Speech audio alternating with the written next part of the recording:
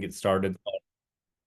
So we're on week 3, and the topic of discussion is really going to be on estate planning. So we just kind of went over some questions. Sergio had a couple questions about assumptions, where we should get that information from, and so that's one thing that I had made a comment on in a video I just posted today. That video was specifically about your cash flow analysis and then the initial documents that you'd put out. And so on those assumptions, basically the answer was like, hey, go ahead and use your best judgment in terms of those numbers, because you're going to have to make some calculations, time value of money calculations.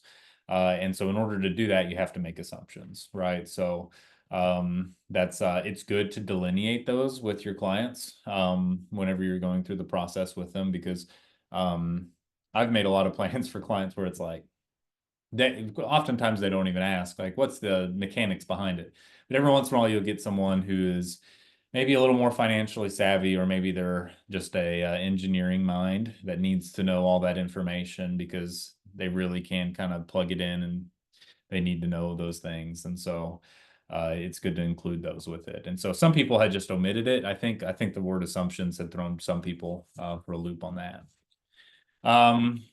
As we work through module 2, I realize having class on a Monday night, assignments are due Monday night. So some people are probably like making a decision between going to class and doing the assignment. I get that. So that was probably first time go around mistake on my part. But the other challenge is that, like, I would love to discuss module 2 with you, right? Like the tax planning module. But if we discuss things a little bit in too much detail, I probably would eventually at some point spill the beans and give you guys some answers. And so we won't be discussing those things. We're going to kind of look forward, right? And so next week, we'll discuss the tax module, even though it'll be kind of in the rearview mirror a little bit. And then, yeah, we'll just kind of have to work from that framework moving forward. So probably not the best practice. It'd probably be better if we finished a module and then I could go through that material with you in that next week, but it is what it is. So as you guys have been working through module 2 though, Sergio, Evan, Jason, are there any questions that you guys had on that?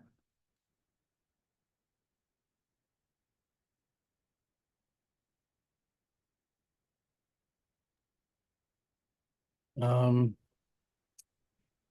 I think I had a little bit of questions with the self-employment taxing and how it's kind of up to us to figure out the self-employment tax from like the gig income and the royalty income and then the accounting income. But I think I figured it out. But just as far as using the 1040 form and then using the different schedules to plug it all in, but Yeah. it was. Yeah, that's a good question. So typically self-employment, right? So you're going to be including a Schedule C in there. And so that's going to give them a special kind of separate tax for self-employment tax, because they're going to be paying on both sides of that.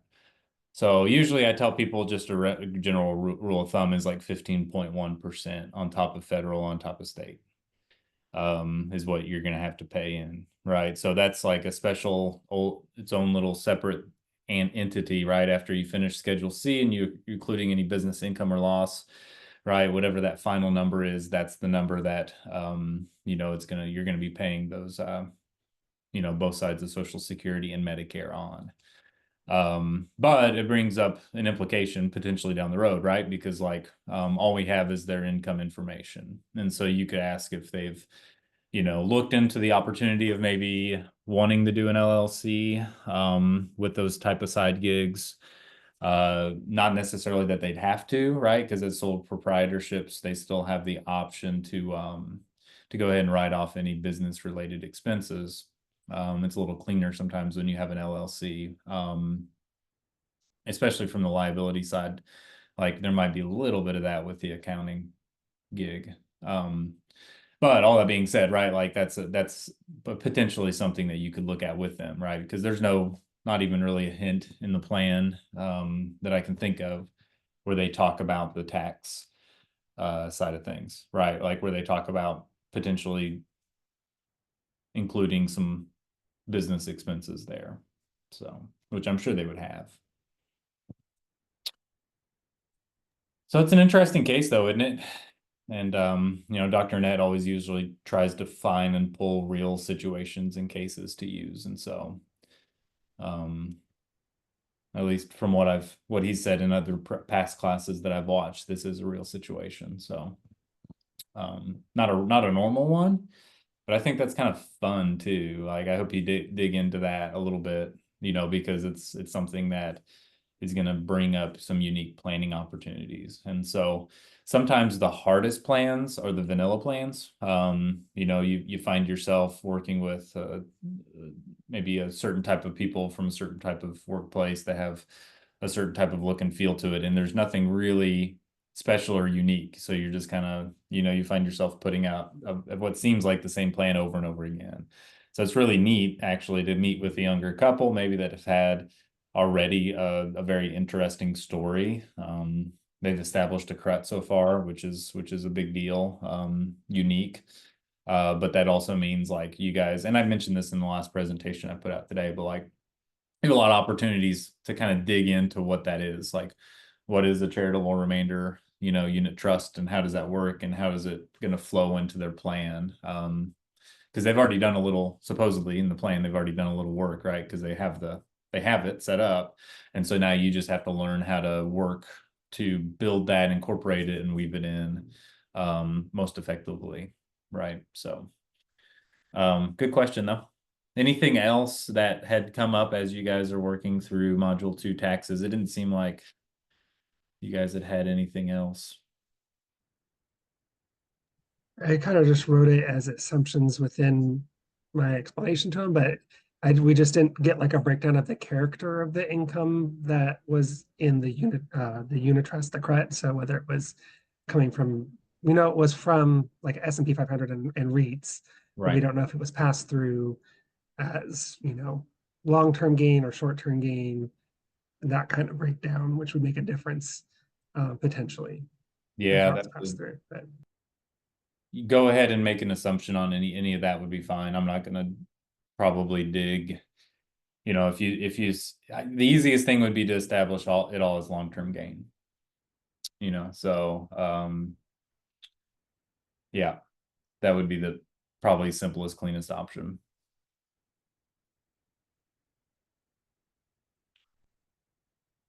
All right, as we kind of start into this lesson, any things that I could help you guys or support you more with, more information that you might need as you've been building out these plans? I've given some comments, try to give quite a bit of feedback on the initial documents. I've been working through the cash flow planning, so I'm going to try to drop those in this week, and then I'll get the tax planning side of things graded a little more on top of things this week. I was out of the office Monday through Thursday last week, so I've been playing a little bit of catch up. But is there anything that's outstanding to you that maybe you guys are used to, just in terms of maybe just in general, like the Biola online classes, things that you've been given in the past that maybe you want or would be able to help you guys in the future? So I always want to ask that very broad, open-ended question. All right. All righty, well, let's go ahead and dive into the material. I'm going to share my screen because I've got a few things that we're going to pull up. We're going to not only look at Dr. Annette's notes that he has for us, but we're also going to look at a little companion piece. And so first off, we'll look at the syllabus. You'll see moving forward starting this week, right? This is the 15th through the 21st. I'll need to change, sorry, through the 22nd, I'll change these due dates for these two assignments. They just didn't get in there. But they'll both be due on Monday at the end of the day. And so we're talking about estate planning. There's a Dion case, case number 11.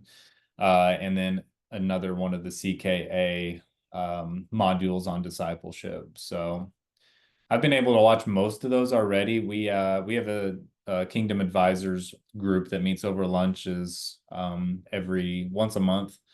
And so we host that at our office. We usually have about I don't know, 3 or 4 other financial planners that join us from outside places. But I kind of had perused through this one on discipleship and been able to watch a couple of them. They're really good. Most all of them are.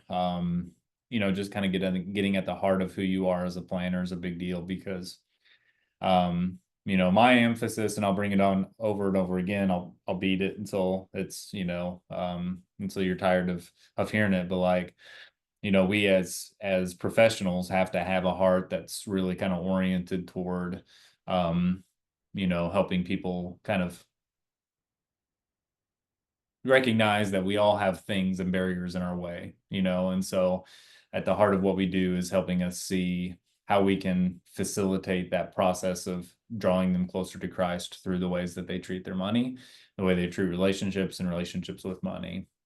So like earlier today, I had a good example of that. I met with a couple and I could tell just kind of really early on in the conversation that they have a difficult time with the little chippy statements to each other, like money can definitely be one of those things where it's like, oh, you bought that? Well, why didn't you tell me? Or, it's a funny that you're okay with this, but not with that. And so it was like, man, we kind of stopped in the middle of our very first meeting. And we're like, hey, let's just kind of talk a little bit over those things and hash that out. And, my recommendation for them was kind of early on, like, listen, we're gonna ask you more about this as we go through a relationship with you if you decide to work with us. But you guys need to probably take all of that and put it into more intentional directional conversation, right? Like across from the dinner table once a week or once a month or however often you need to do it instead of like always going back and forth. And so, that's the kind of cool opportunities that you have, I think, in the field to like always be listening for and looking for opportunities to be able to pull at the heart of things because, right, in the end, we like the module is going to be about, it's like discipleship. Is discipleship about growing Christ's kingdom through like the strengthening of relationships with each other and with one another and with our spouses. And so I've got a lot of my own personal stories as well of how I've failed in terms of how my household or how I've led in our household dealt with money, and so use those sometimes as well. So anyway, that being said, let's kind of look at the estate planning assignment and let the end and kind of speak to our what we're wanting to do. And so in this assignment, we're going to look at the estate tax and see if it's going to be applicable. That's kind of a first place, a stereotypical place, but a first place to start. Look at all assets that would be subject to probate, the title of those assets as well. And also like, the title being, of course, what type of investment is it, right? Are we dealing with retirement accounts or taxable accounts? Do we have TODs on everything? That's the kind of thing that we're asking the questions on. And sometimes the recommendation is, listen, we don't know. You didn't tell us, right? If your condo or something that you own, has a TOD on it. And so the conversation would be, we recommend we want to know for certain that everything's in good, right order in your household. And so part of that is just asking that question, right? So like in a financial plan, you can ask open-ended questions of the client because that's part of the process. Very rarely do we get all the information we need at the right time, right? And so often you get to that question in the midst of the process. And so in this project, it's a little different, right? Because obviously you've got, you're not working with a meeting here and a meeting there and a meeting down the road. You're working with kind of one plan that you're putting together for someone. And so it is good, it's acceptable to ask those types of questions in that plan. It proves that you're kind of doing your diligence, that you're digging into things. And again, this recommendation list, I've told you this sometimes before, but the recommendations are going to be at the heart of your plan. And so Even in the first section, as you go through the cash flow planning, some of you have like 11 or 12 recommendations. And I think that's wonderful. I mean, that's kind of what I would like to do, because I oftentimes will overdo it. But you really probably just need to hone in on the most important ones and the overarching ones to begin with. Because here, you know, with the tax planning, you're going to have some. Now with the estate planning, you're going to grow your recommendation list. And in the end, you will like be asked to prioritize those. Like, which ones are going to, if you sat down with someone and you had to start 1 through 5 and you can only get through 5 of these right now, what are going to be the most important 5 things, right? So keep that in mind as you can continue working. All right, so let's dive into our lesson real quick. I'm going to pull up a couple things. Let me see here. We've got the estate planning lesson. You can pull up that PDF at some point if you want. And then I've got some of my own personal notes. And so estate planning is interesting to me because oftentimes we ask the question, will you be paying estate tax? And that's only the tip of the iceberg. I'm going to say it a few times in here because it's probably the most important thing I have. The question would be, are you doing legacy planning or are you doing estate planning? Right? Like, estate planning is important. Estate planning is making sure things are tagged in the right place, making sure that if you were to die, your estate doesn't go to probate and there's no confusion. And that stuff matters. It's really important, right? We want to have our house in order. But there's also more at stake as we look at this transition period in financial planning for several reasons, okay? And so the first one, I'm going to show you a picture that I have uploaded or on here, and I use it oftentimes in classes on personal finance, but this is like my hero right here. This lady is like 81 years old, and I think she's deadlifting 153 pounds or something, which is pretty impressive.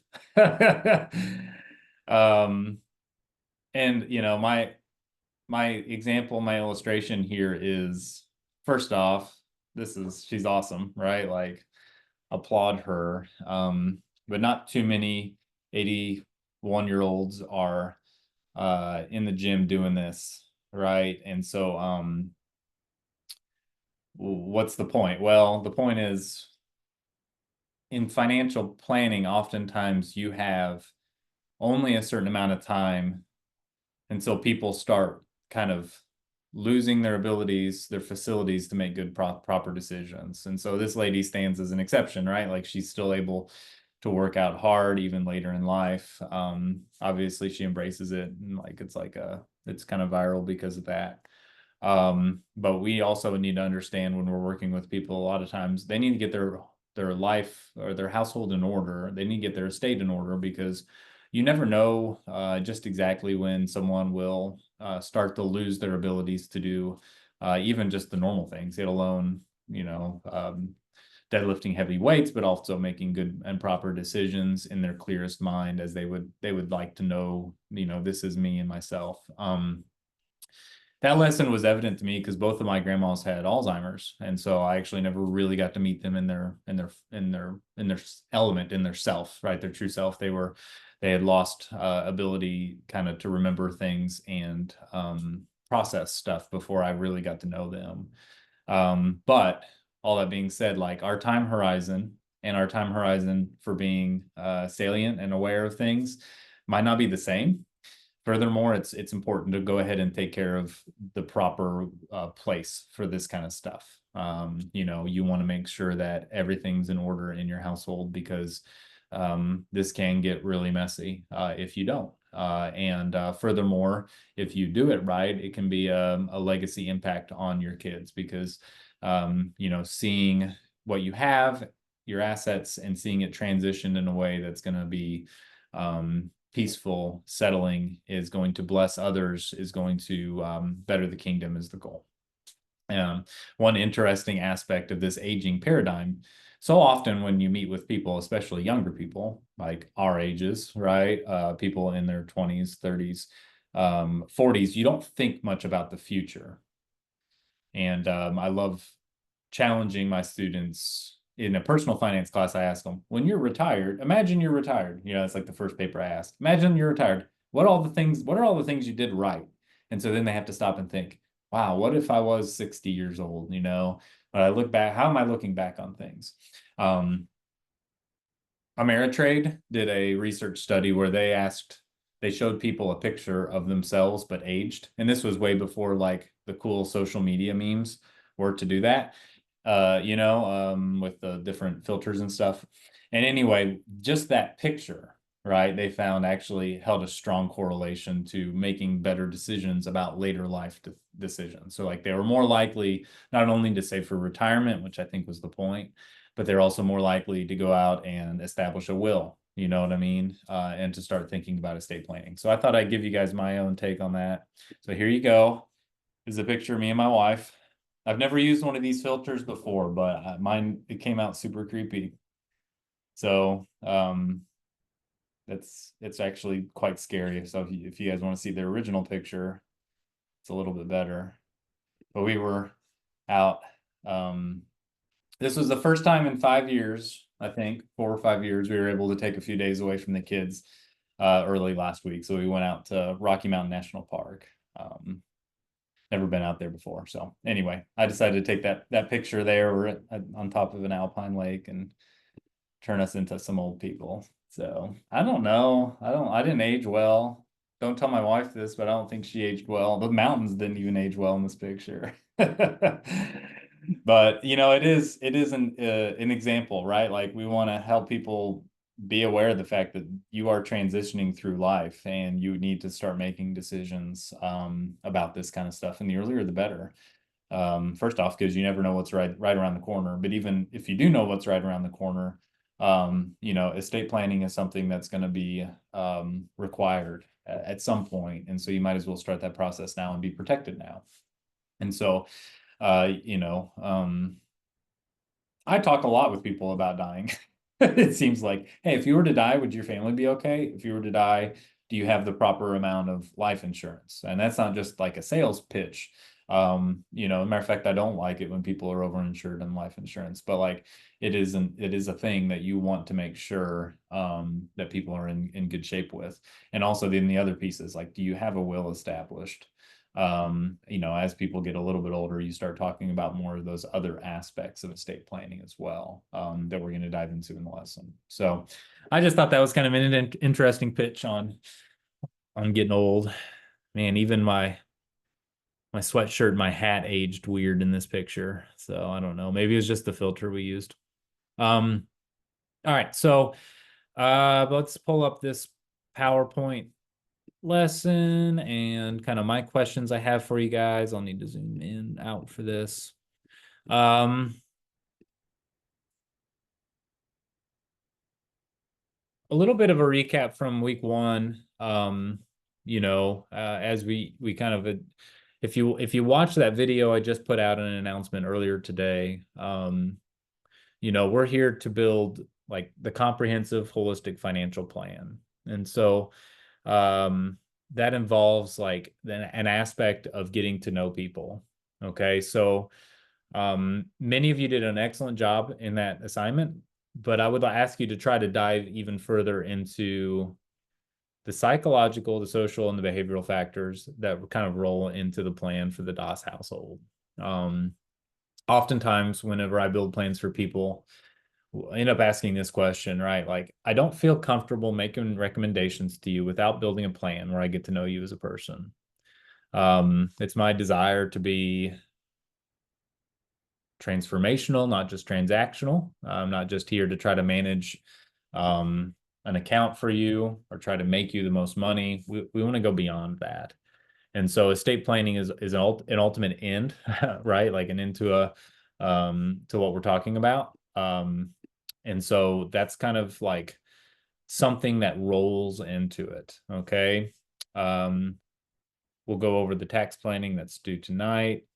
But really in estate planning, you have to ask the question, what is at stake and why does time matter? And so looking at yourself as you age, right? It's kind of an ugly thought and idea. But it's a reality. And financial planning that we have to do. We have to try to help people see that. And again, I bold this idea because it's really elemental. Estate planning is about more than just avoiding the estate tax, or I should say not paying the estate tax, right? People don't know too much about estate taxes. They've maybe heard about it, but they don't really realize that it doesn't technically usually apply to too many people, just because of the fact that we are allowed the unified amount. It used to be for a household. Get this. So when I started taking my coursework, this was not that long ago. I mean, it would have been 2015 or 16. I think the number was 5.1 million, right? So you were allowed to give above, maybe if it was above 15,000 a year, that would start the meter kind of ticking. But then you were only allowed to give as a household that much money, or 2.5 something as an individual. And so now that number has increased a lot, looking at over $12 million as a household. So if you were married and your spouse dies, and then then you die, right? At that point, then you could use the unified number for a married couple, not just the single person number. But the number's big. As a matter of fact, the question would be then, how many people does it apply to? And I was curious about this because I've had people ask, like, often, like, ugh, sorry, you don't want to see pictures from my trip. We want to get to this. How many people are really paying it? And so this is an estimate from this nonprofit company here, the Tax Policy Center, but they estimate about 7,100 people would have needed to file in 2023. Maybe only 4,000 people in the entire nation. Less than 0.2% of the population that dies in a year would need to worry about it. Now, you'll probably work with people who, hopefully, you'll work with people who are in that category, maybe sometimes. So you do need to know the information on it. As a matter of fact, this plan that we're building is an example of that, right? So you can't just ignore it, because in the DOS case, they have already a high net worth, and that, in theory, if managed well, will only grow over time because they're so young. And so, estate planning is actually a significant concern for them. And so just keep that in mind, though. Like, truth is, estate planning for 99.8% of people is going to look very different. And so, I put as a definition here, kind of a sum of what it have in our slides, but the cost-effective transfer of assets in alignment with our goals is a very, broad, overarching concept of that.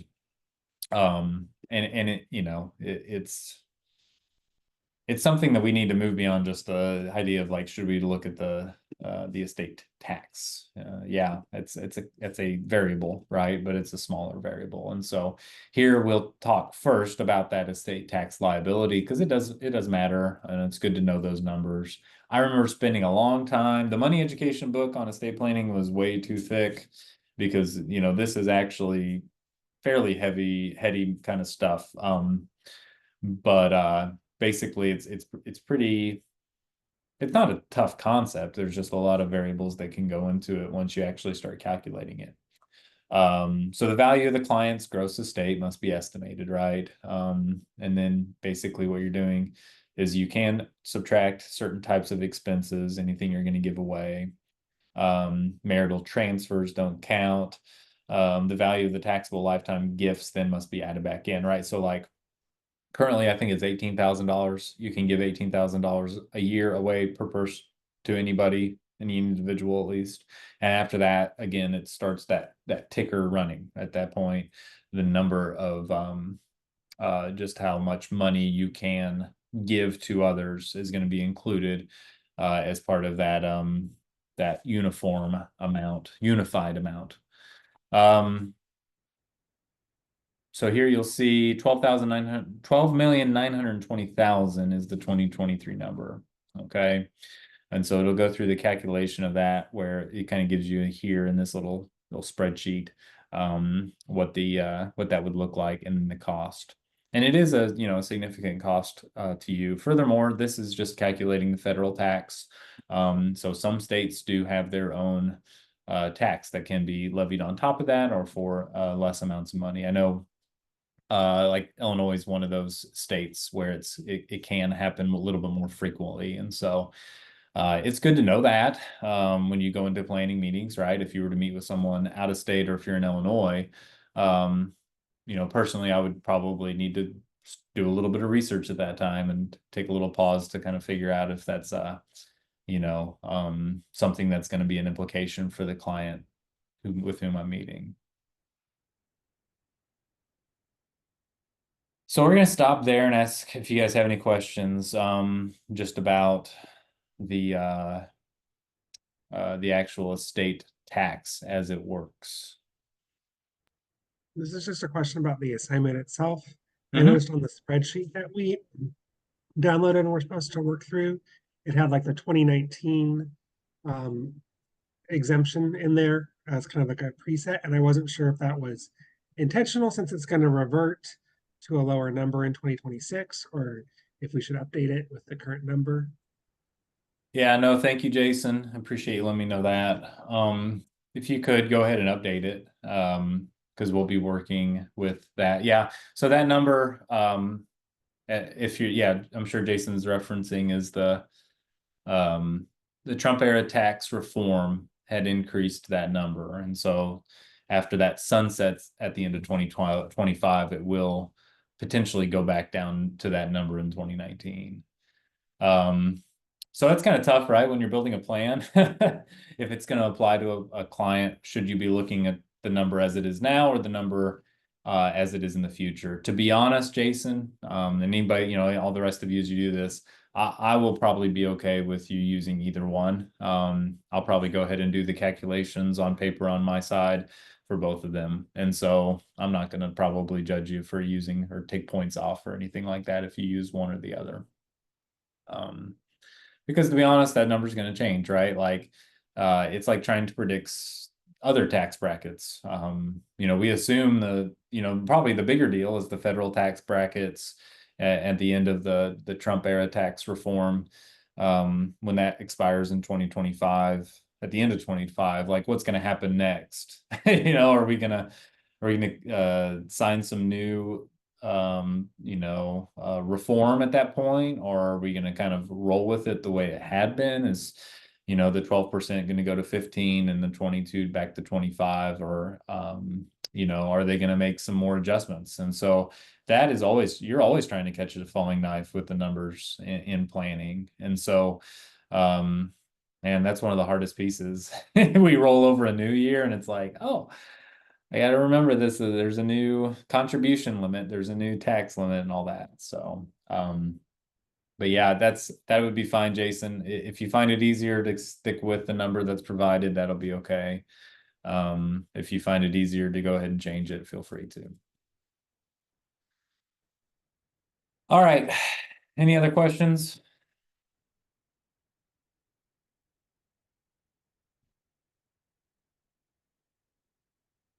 All right. Objective 3 kind of goes through the estate planning needs of clients, right? So the first question, silly, right? Does the client even want to avoid probate? Well, of course. Never met anybody that did want to go through that or make their family go through that process. And that's really a difference there too, right? Like you're not talking about you going through the process. Your expiration date will have already come to a conclusion. It's other people is that, trying to put your household in order so that you will, you'll be able to see what you want go to whomever, wherever in the ways that you would want, right? It's, as the definition said, in alignment with our goals. And so I do have another question for you, like what would be the difference if I asked the question between estate planning and legacy planning? If I said, we're going to do legacy planning, how's that different than estate planning? I would say legacy planning goes outside the scope of just the financial aspect of generational planning, or yeah, like from like yeah, it goes beyond just the money aspect, monetarily, money being Mhm. or making sure that the transfer of assets is being properly steward. I think it's goes beyond that. Yeah, exactly. So here you see some questions listed out. And I think this is a good list, right? But this is a list of estate planning needs for the most part. Um, and we always want to challenge that in the world of financial planning, right? Because if all we're doing is just making sure that things are aligned to flow to the right person, and that involves the wills, the power of attorneys, the beneficiary declarations, making sure TODs are attached. That's fine, right? But there's much less of client oriented uh, goals that have been created and we're now working to try to complete them. That doesn't necessarily, it should, obviously they should align, but we can go beyond that. And so even that verbiage matters. Like you only want to be you want it to try to always seek after helping people understand that legacy that they're going to be leaving. And it's not always necessarily as easy as a black and white kind of decision that you might think it is. I oftentimes will meet with people who say that they don't want to give their kids anything.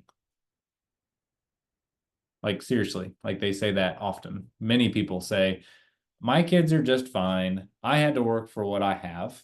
I took out loans for college. I paid them off.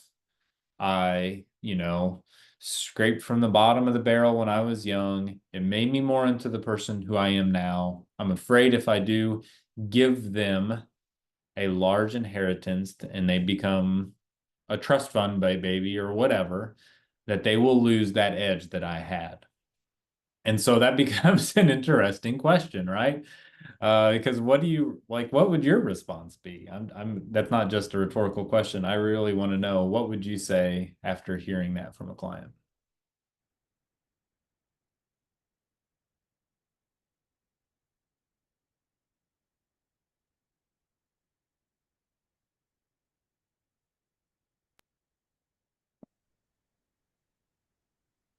Anybody want to tackle that? I mean, it probably depends some on the age of their kids, but I just might want to ask more questions of tell me more about your kids, tell me more about how you came to have those values, and tell me how you're instilling your values in your kids. Right. Those would be some questions that I'd probably want to ask. Mhm. Yeah, I think you're right, Jason. And honestly, like you can't go wrong when you talk about family, because really estate planning is also family planning. You're trying to figure out the best way to help them see how they're at, because they're going to end up giving it away. A lot of people don't even hardly draw down on their retirement accounts. They end up seeing a lot of that go, a lot more than they would have thought, even go to their kids. And so it's more about digging into that. But yeah, you can't go wrong with asking more questions than less. But it does matter, right? Like, because the truth is, maybe their kids don't need that money. Maybe it would, spoil them. But also, people are that generational transfer of wealth happens a lot later than any of us think. Like your parent, and this is all just a broad brush that I paint with, but like your parents are probably is statistically average. Your parents are probably going to die until you're in your late 50s or 60s. And so a lot of times when we think about us dying and giving our kids something, I think about like my little kids, or even maybe they're adults, maybe they're in their 30s or 40s. But the truth is, they're going to be a lot older than that when that transfer does occur. And that's not always the case, right? But it is how it works. So that's a factor, right? Like you're not handing you know, a 21-year-old $1 million portfolio and the keys to the Porsche that you keep in the extra garage space, right? Like this would be someone who is in many ways much older than you would have thought, and that kind of changes things a little bit, you know. Furthermore, it asks the questions, you know, is it all about legacy to your kids as well? You know, and that just the question of like, do you give to charity? Do you give to anybody outside of your kids is a great question. From a planning perspective, just trying to figure out the heart of somebody, right? It's not always clear when you sit down with someone across from the table. You know, if they're a Christian, and you always have to be careful with that type of question and things like that. So like that, asking them where their heart lies for giving their money away is a wonderful lead in. And like, you know, like you said, Evan, that's the kind of legacy question that estate planning kind of has to feed into a little bit. So going back again to just the basics, right? Like we want to make sure that people do have wills established, POAs and living wills, maybe AMDs established. Talks in further detail about each of these. You know, in the world of financial planning, you build a network. At least in a good world, you would build a network in which you're connecting with, you know, other professionals in your community. And so it is important that you have someone who does estate planning, who's a lawyer, who can, you know, write up trusts and things like that when people do come to you looking for requests for that information. You know, our community is pretty small, about 20,000 people, and we have one person that does a good job of that in our town. She's like swamped. Yeah, so it's actually difficult. Sometimes we send people outside of here to the bigger St. Louis metro area because we have some other names there. But like you build this network because it's important, right? Like you might not be a tax planner, but you can find those tax planners who are going to align well with most of the people that you're working with, and you can find the estate planners, you know, and work back and forth with them to help, you know, clients with these needs.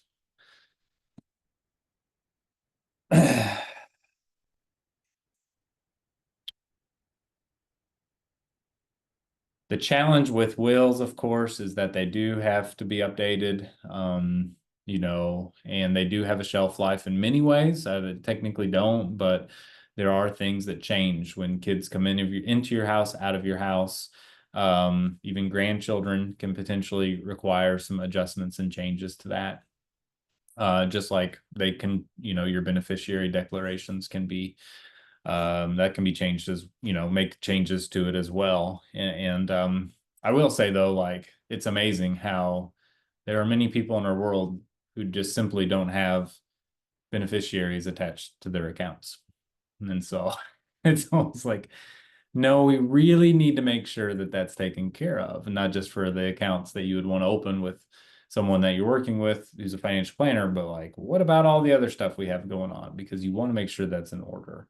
As a matter of fact, the beneficiary declaration typically is probably it's the first line of defense and the most important, you know, thing that you can do. The simplest, most important thing that you can do to make sure that in the event of you passing, your assets don't flow into probate. Instead, they have a name attached to them, right? Because probate is when you don't know, you don't have an answer to where things are going. So for accounts, that's really easy. You should have an answer to that. Now, the stuff in your house, unless you have a will, right? That's when you would, things might go into probate for that. Trust planning is the next section. So yeah, it's kind of interesting because like trusts, a lot of times people do think they need a trust, and that's not always the case at all. You know, here it talks a little bit about the different types of trust, but doesn't really necessarily dive into like the reasons why or you would or would not need a trust.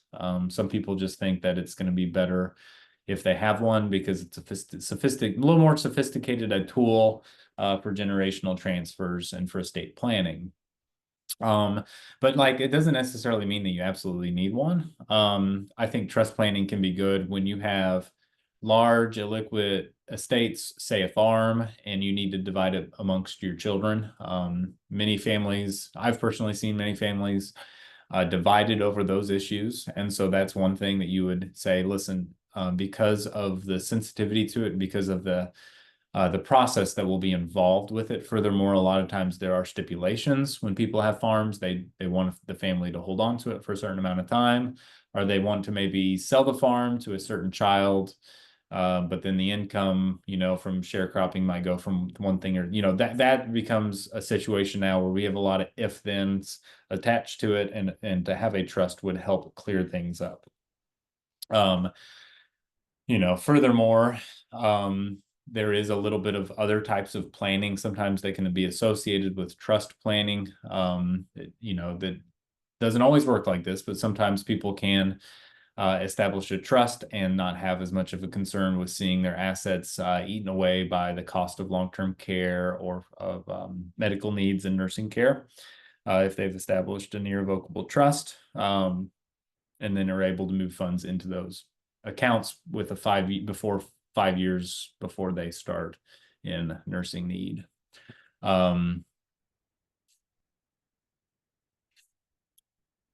Trust planning can also be something that's useful when you are dealing with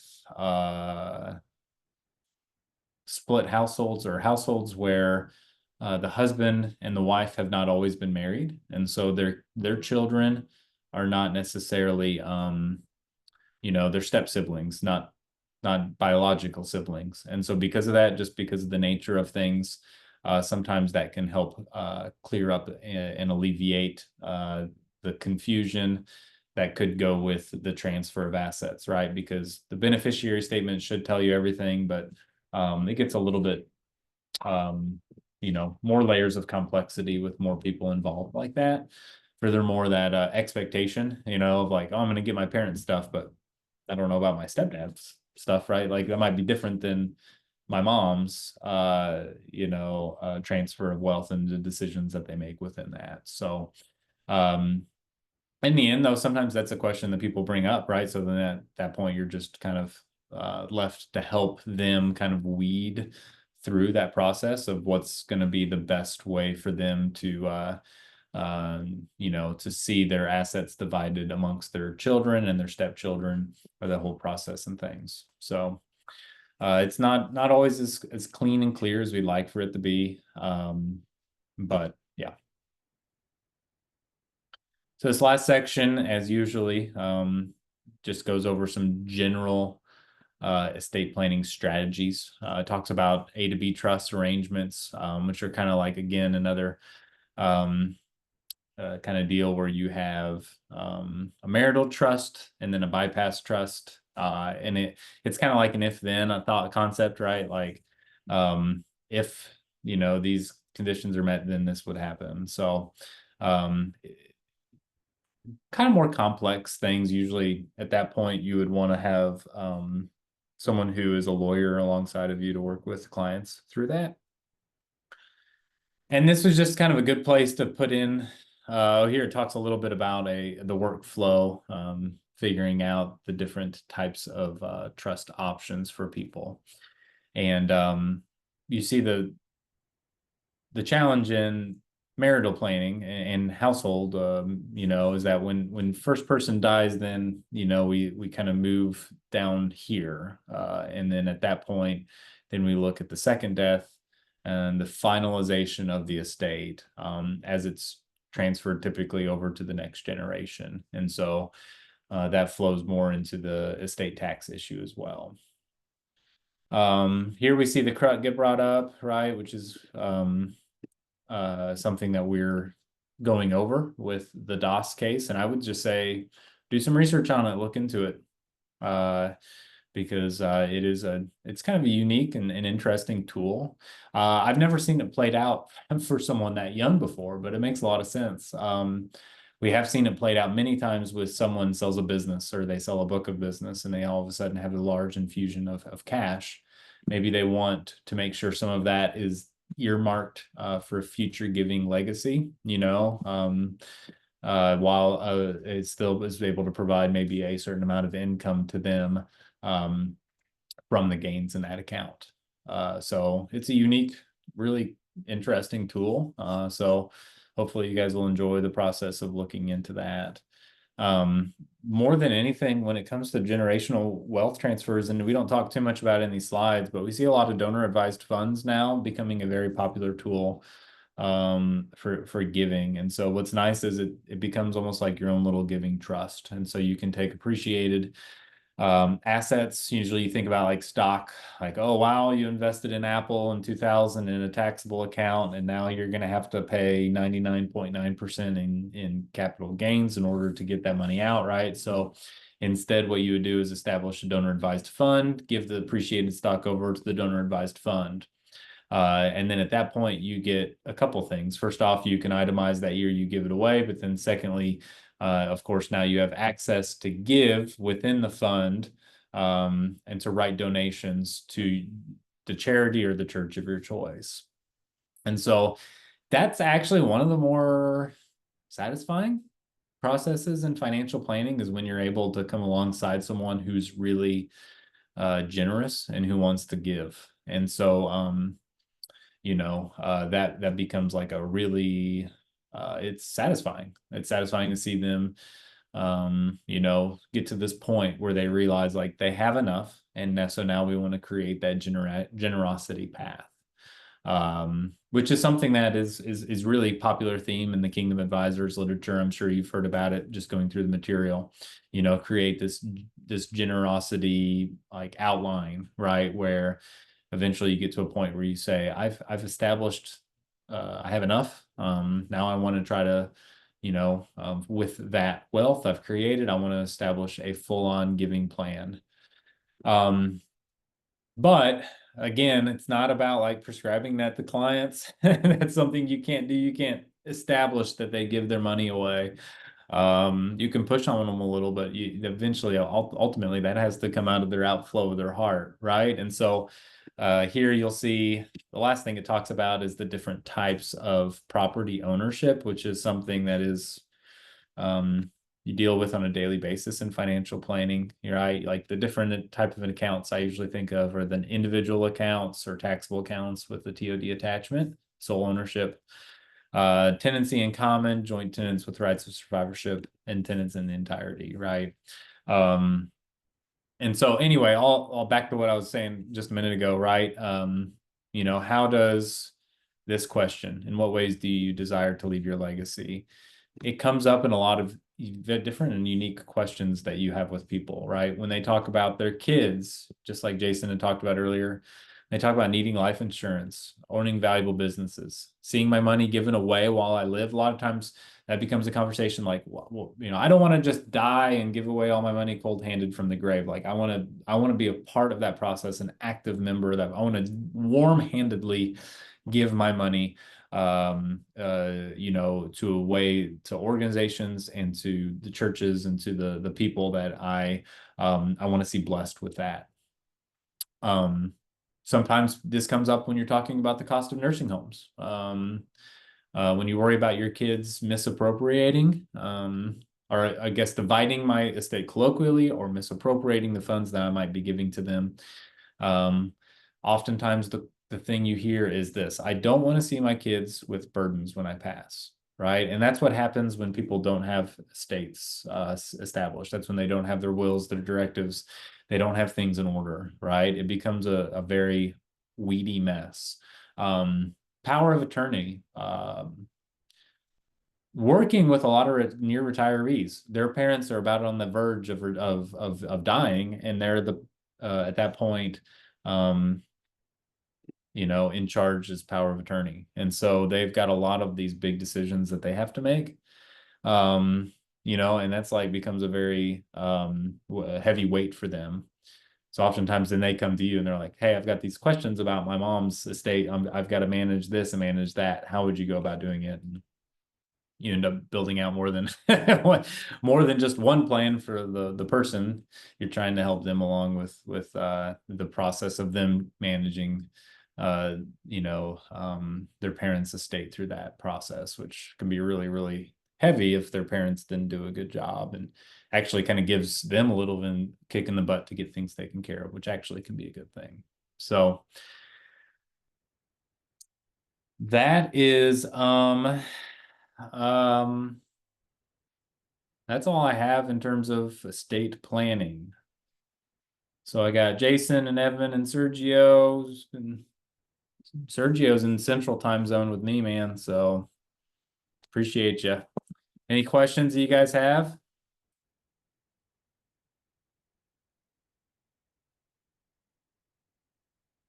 All righty.